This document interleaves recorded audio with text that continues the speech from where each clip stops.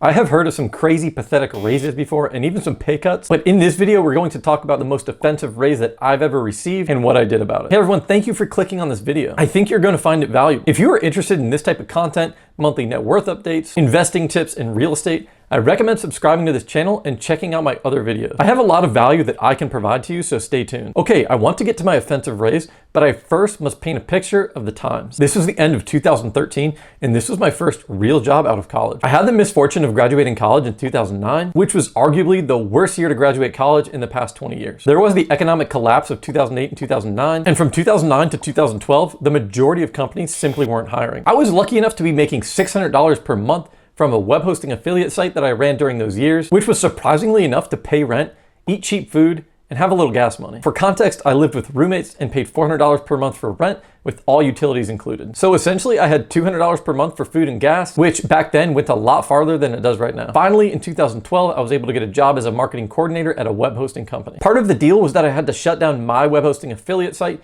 because it would be a conflict of interest. And that was it. I had my first job out of college only 3 years later. Now, the crazy part about all of this is that I was making $12 an hour. And back then, I thought this was the best it's going to be. The economy hadn't really recovered yet, and I just assumed that for someone with a marketing degree, this was the new norm. But I went into this job thinking that no matter what I get paid, it's going to look good on the resume. I learned a ton and even made some major decisions for the company that ended up making them big money. One of them being starting a YouTube channel for the company where I made videos that answered basic technical questions about web hosting. This brought in a ton of traffic, which ultimately converted to sales. So here we are, a year and 6 months after my hiring date. For context, my first 6 months didn't count because this is what they considered a trial period. So I wasn't eligible for a raise until a year and 6 months after my hiring date. Insane, I know. I came into my review with a list of all the things I had done for the company, including bringing tens of thousands of eyeballs to the new YouTube channel. Quick aside here, if you have a job and you're looking to get a raise, this is how you do it. Make sure you document everything that you've done that has made an impact on the company. The more measurable, the better. Now, I'm sitting across the table from my manager, who was the director of marketing. We get the conversation started and I pull out my list of all my accomplishments in the past year and a half and start going through them. About halfway through the list, I look up at her and I could tell by her face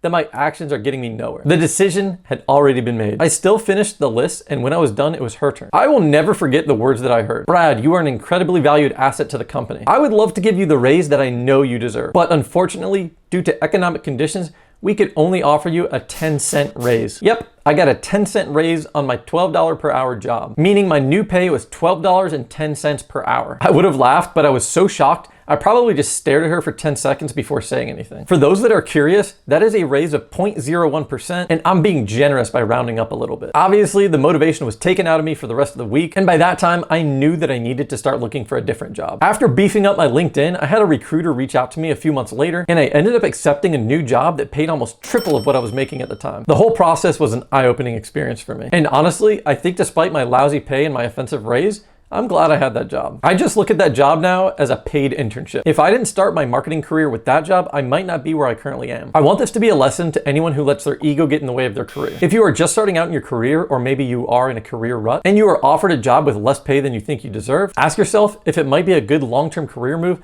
to accept the job and learn as much as you can. When recruiters or future employers see that you could stay at a job for over a year or two, they look at that as a positive, even if the pay is terrible from your perspective. You can then leverage your experience for higher pay. I plan on doing a future video on my salary progression from $12 an hour to where I currently am right now, so stay tuned for that. I remember when I put in my 2 weeks notice, my boss was shocked, and they started talking about all the awesome benefits of the company. This was one of those companies where they pretend that throwing pizza parties and being like a family is enough to negate the horrendous pay. Sadly, there are still people working at this company who were there when I was, and I assume the pay is still terrible. Hey, real quick, I wanted to encourage you to subscribe to this channel if you're liking this video so far. There is so much more content that I want to share with you that I know for a fact you'll find valuable. As someone who's been intentionally building their net worth for the past 10 years, I know this journey intimately, and if you want to build your net worth, learn from my triumphs and failures. Also, I want to hear from you all about your most offensive raise, so comment down below about your worst. Please like and share to make me happy. Okay, so this video is just a long way of saying that my most offensive raise was 10 cents per hour. But of course, you need to understand the context behind that raise and why they gave it to me. One thing that you will realize if you're in the workforce long enough is that companies have figured out that for most employees, giving you the bare minimum raise will be just enough to keep you on. It isn't until you have an offer from another company that they will try to match it or go above it in order to keep you there if they deem that you're a valuable enough employee. In this case, I didn't even give them an opportunity to try and match my new offer, simply because I knew how the company operated, and there was zero chance that they would even come close to it. Your main takeaway from this video should be that you need to keep track of everything that you've done for the company that you work for. When it comes time for your review, you need to be able to show them that you are valuable. Also, depending on where you are in your career, taking a lower paying job than you think you are worth might be a good way to gain valuable experience that you otherwise wouldn't get. At the end of the day, as I mentioned before, I really don't regret my time with this job. Despite the lousy pay, I think that it was well worth those years simply because of the experience. Without that experience, I never would have gotten my next job for almost triple the pay. Again, thank you so much for watching, and please share your most offensive raise in the comments. That's it for now. Until next time, keep at it.